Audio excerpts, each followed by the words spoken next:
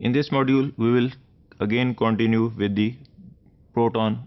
Binding के proton bind होके क्या करता है। पिछले मॉड्यूल में, दोनों मॉड्यूल में हमने प्रोटॉन बाइंडिंग ही देखी थी, लेकिन हमने उसके आयोनिक इंटरेक्शन देखे थे कि प्रोटॉन बाइंड होके किस किस Hc3 पे बाइंड हुआ तो उसने क्या किया, इसी तरह स्पार्टेट पे बाइंड हुआ तो उसने क्या किया,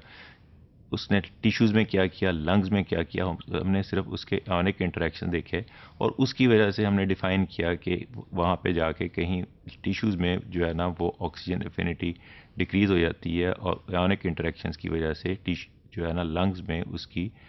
ऑक्सीजन बाइंडिंग जो है वो और ऑक्सीजन एफिनिटी वो इंक्रीज़ हो जाती है।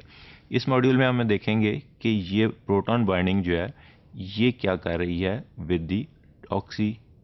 Haemoglobin dissociation curve. ये हमने पहले डिफाइन किया है कि ऑक्सी हीमोग्लोबिन डिसोसिएशन कर्व क्या है।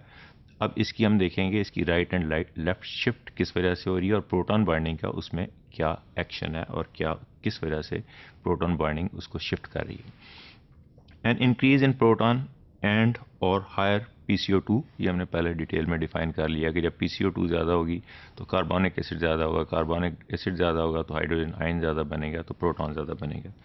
और that shift the equilibrium to the right. अब ये राइट और लेफ्ट को हम नेक्स्ट फ्यू स्लाइड्स में देखेंगे कि ये कैसे राइट पे शिफ्ट कर रहा है इक्विलिब्रियम को और कैसे लेफ्ट पे शिफ्ट कर रहा है। Therefore favouring deoxy haemoglobin into the T form के CO2, हमने ये आयोनिक इंटरेक्शन में यही देखा था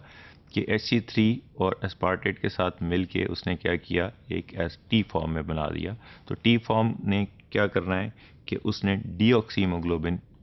जो है ना उसको फेवर करना है, ऑक्सीजन अनलोडिंग करनी है। तो ये इफेक्ट जो है इसका प्रोटॉन बाइंडिंग का, ये किस तरह उसके ऊपर इफेक्ट होगा, बोहर इफेक्ट में उसका किस तरह जो है ना डिफाइन होगा in the form of oxy haemoglobin dissociation curve.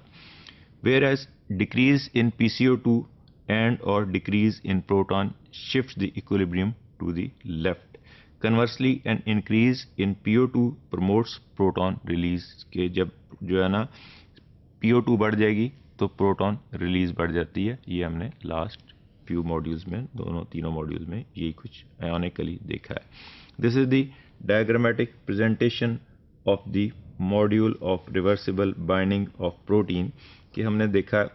पिछले मॉड्यूल में हमने डिफाइन किया कि ये राइट को और लेफ्ट को कैसे शिफ्ट कर रहा है। तो वी कैन सी हियर कि ये नॉर्मल 7.4 पे ये normal oxy haemoglobin dissociation curve है।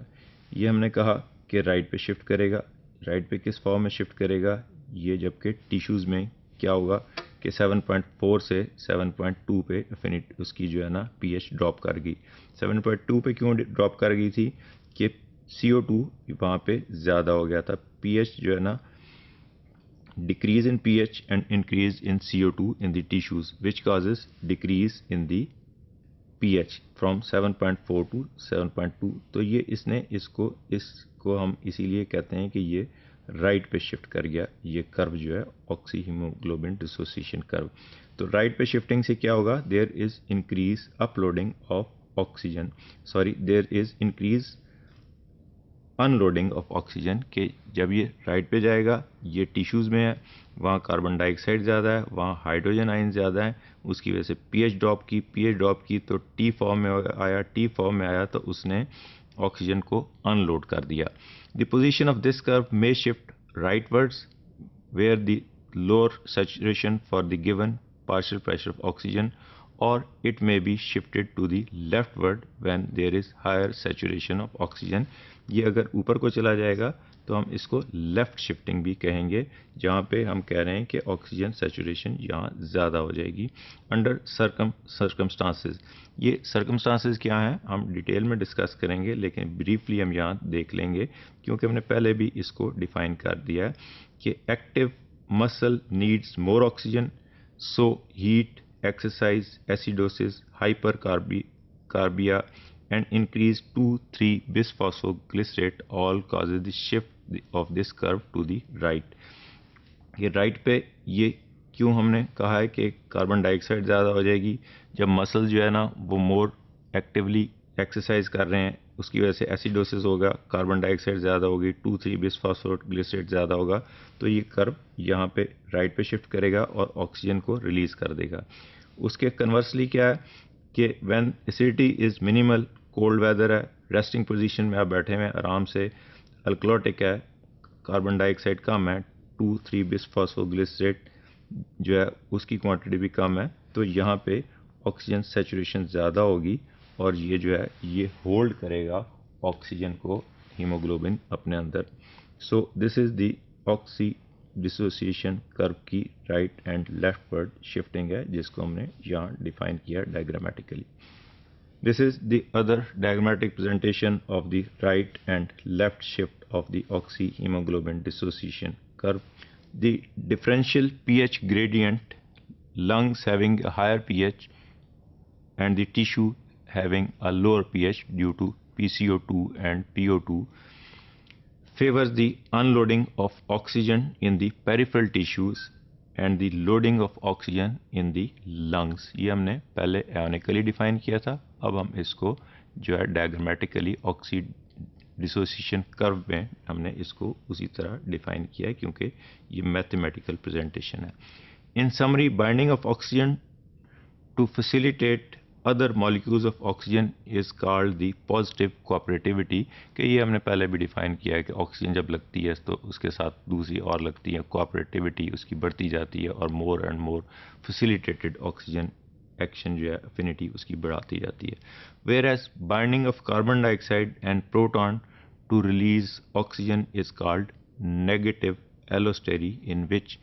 the increased CO2 and hydrogen ion favors oxygen uploading। ये हमने आयोनिकली भी डिफाइन कर दिया इसी चीज़ को, और अब हमने ऑक्सी हीमोग्लोबिन डिसोसिएशन कर्व की फॉर्म में भी इसी चीज़ को डिफाइन कर दिया। Thus we see that 4 polypeptide chains of hemoglobin communicate with each other about not only with hydrogen binding to their heme groups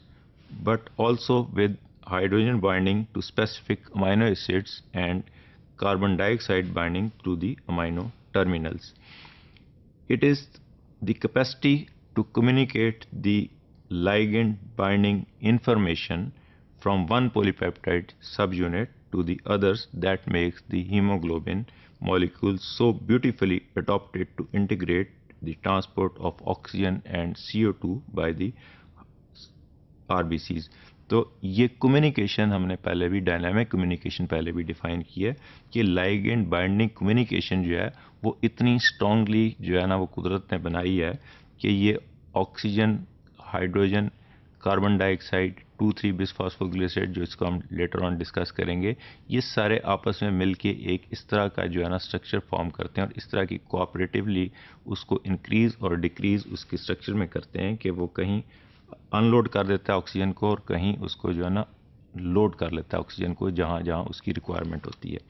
and there is still more to the story. ये सारा कुछ जो अभी तक हमने देखा है ये सारा यहीं पे ख़त्म नहीं हो जाता, हमने इसको ब्रीफली डिफ़ाइन किया है, लेकिन जो है ना अल्लाह ताला ने इसमें बहुत सारा कुछ और भी बनाया हुआ है जो हम इस स्टेज पे, इस स्कोप ऑफ जो कोर्स है उससे बाहर है, क्योंकि लेटेस्ट टेक्निक्स और बहुत सारा कुछ डिफ़ाइन करती हैं, तो we cannot define in this stage of our course work. तो वी ओनली,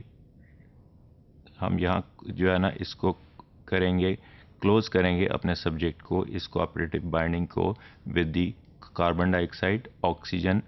एंड 2,3-बिस-फॉस्फोग्लिसरेट, जो हम लेटर ऑन डिस्कस करेंगे कि ये कोऑपरेटिवली किस तरह बाइंड करके ऑक्सीजन उसके हीमोग्लोबिन के साथ उसको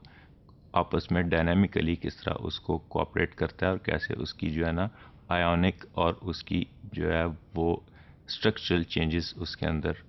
होती हैं।